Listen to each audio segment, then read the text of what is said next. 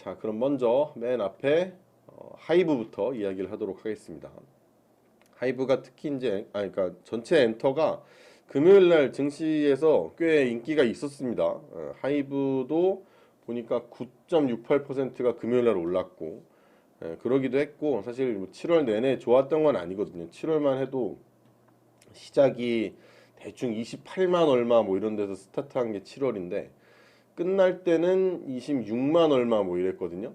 그래서 은근히 떨어졌어요, 7월에. 근데 2분기 실적 발표를 앞두고서 불확실성이 막 커지고 이러면서 외국인도 기관도 사실 하이브에 대해서 좀 파는 이런 성향이 좀 있었는데 7월 한 달간으로 보니까 외국인도 팔았고, 그죠?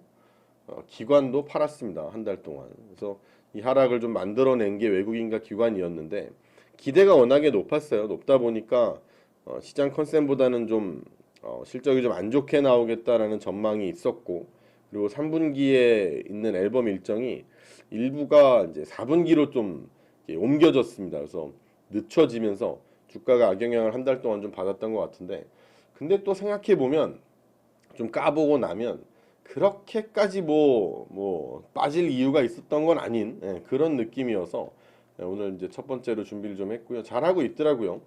특히 이제 뭐 기사를 통해 보셨겠지만 정국이라고 이 BTS의 멤버가 4월 14일 날 발표를 했었던 디지털 싱글 세븐이 빌보드 핫백을 비롯해서 정말 주요 차트를 뭐 올킬리를 했습니다. 올킬을 굉장히 인기가 많았습니다.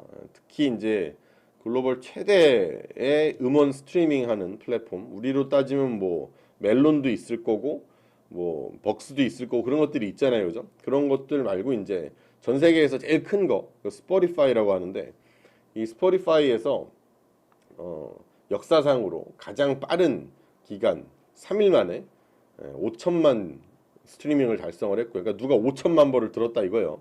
3일 만에. 그리고 6일 만에 1억. 그리고 2주 만에 14일 만에 2억. 누적 스트리밍이 거의 뭐 진짜 말도 안 되는 빠른 속도로 해가지고 정말 뭐 그야말로 기염을 토했다고 볼 수가 있고, 그리고 7월 달에 이제 뉴진스 미니 2집 나왔었죠. 7월 21일 날 나왔는데 그것도 초동이 165만 장을 기록을 했습니다. 1.65 밀리언이 나왔어요. 그래서 165만 장이 이제 나왔는데 뉴진스라고 그 여자 그룹 있습니다. 걔네가 나왔는데 정국이 워낙에 이제 환상적인 사실 이런 행보를 보이다 보니까 이 뉴진스가 조금 이제 기사에서는 그렇게 많이 막 언급이 되거나 그런 느낌은 아니었습니다만 그래도 초동 165만 장에 빌보드 핫백 들어갔다 막 이런 옛날 같았으면 진짜 난리 날 만한 페이스인데 요새는 뭐 BTS가 기준이 아무래도 되다 보니까 사람들 특히 또 같은 회사고 그러니까 사람들 입에 잘 오르내리지는 않았습니다만 뭐 어쨌든가 굉장히 잘 됐고요. 이것도 165만 장 초동이면 엄청 잘한 겁니다. 그리고 신보 말고도 또 하이브의 이제 7월 첫째 주부터 3주차까지 판매가 된 이제 구보. 구보라고 하면 이제 라이브러리에 있는, 그러니까 예전에 발표가 됐었는데 지금은 이제 뭐 활동을 하고 있거나 이런 아닌 신곡이 아닌 것들 있죠. 그 옛날 앨범들. 그게 또 이제 54만 장이 팔렸거든요. 근데 구보를 요 정도 판 거면 사실 이 구보를 판다라는 건 대부분 그러니까 원래 팬이 아니라 신규 팬덤인 경우가 많습니다. 그러니까 새로운, 그러니까 지금까지는 사실 뭐 별 관심 없이 다른 가수를 좋아하다가 그러니까 우리 오빠가 바뀌는 이런 경우인 거죠. 갑자기 딴 애가 좋아지면서 옛날 것까지 한번 쫙 사는, 그러니까 팬이 다시 됐으니까 이제 다시가 아니지 처음으로 이제 다른 팬이 유입이 됐으니까 옛날 앨범까지 쫙 사서 모으는 그런 경향이 좀 있는데 다른 뭐 주요 경쟁 엔터 업체들 대비해서 압도적으로 정말 높은 이런 신규 팬덤, 특히 글로벌에서 들어오는 신규 팬덤 유입이 달성되고 있다고 보여지는 게 바로 저 구보 판매입니다.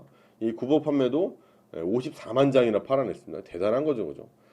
어쨌든 그게 굉장히 잘하고 있고 또 앨범 지표 외에도 뭐 유튜브라든지 뭐 틱톡이라든지 뭐 스포티파이라든지 뭐 이런 뭔가 얘네가 이만큼 잘하고 있다, 관심을 받고 있다라고 하는 뭐 뷰라든지 스트리밍 수라든지 이런 걸로 이제 판단이 되는 대중 지표의 이런 성장 추이도 잘 이제 되고 있는 상태고요.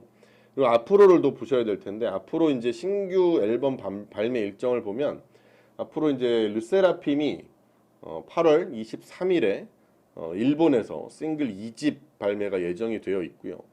그리고 콘서트 같은 걸 보시면 서울에서 2회, 르세라핌 얘기입니다. 서울에서 2회, 또 도쿄에서도 하고 나고야에서도 하고 오사카서도 하고 뭐 이래요. 그래가지고 8월, 9월 뭐 이렇게 해서 계속 일정이 좀 꽉 차 있는 상태인데, 여기서 이제 잘했다 이러면 이제 이게 또 모멘텀이 충분히 될 수 있는 상황이라 기대가 좀 되고요. 그리고 이번 달에 이제 이 투바투라고 하는 투모로우 바이 투게더인가 뭐 하여튼 그래요. 근데 이 투모로우 바이 투게더라고 하는 투바투, TXT라고 쓰는데, 이게 이제 다음 달에 또 얘는 이번 달이네. 이번 달에 이제 아시아에서 또 두 번의 공연이 있고, 그리고 다음 달에 있는 게 세븐틴이 일본에서 두 번 9월에 또 공연이 예정이 돼 있어가지고 요 성과도 잘 나오면 이제 하이브 주가에 긍정적인 영향을 미칠 수가 있을 텐데, 잘 나오겠죠, 그죠? 대부분 잘 나옵니다. 그래서 아직까지 하이브는 기대할 게 좀 많이 남았다는 생각이고, 실적을 보시더라도 올해 2분기 컨센을 보면 여기 있네요. 704억. 그래서 컨센을 조금 하회를 한다고 해도 이익이 700억 원대를 어쨌든 기록을 할 걸로 전망을 하고 있고, 3분기에는 또 676억, 4분기 863억 이런 식으로 해가지고 전체를 따져보니까 22년보다 23년에 영업이익 보면 2,369억인데 올해는 2,768억을 기록을 할 걸로, 그래서 작년보다는 한 16% 정도는 플러스가 날 것이다라고 기대를 하고 있는 상태입니다.